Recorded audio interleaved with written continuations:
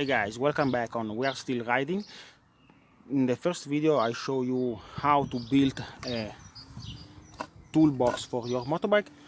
Today I will show you how you can mount on your motorbike. I have an XT1200Z Supertenere.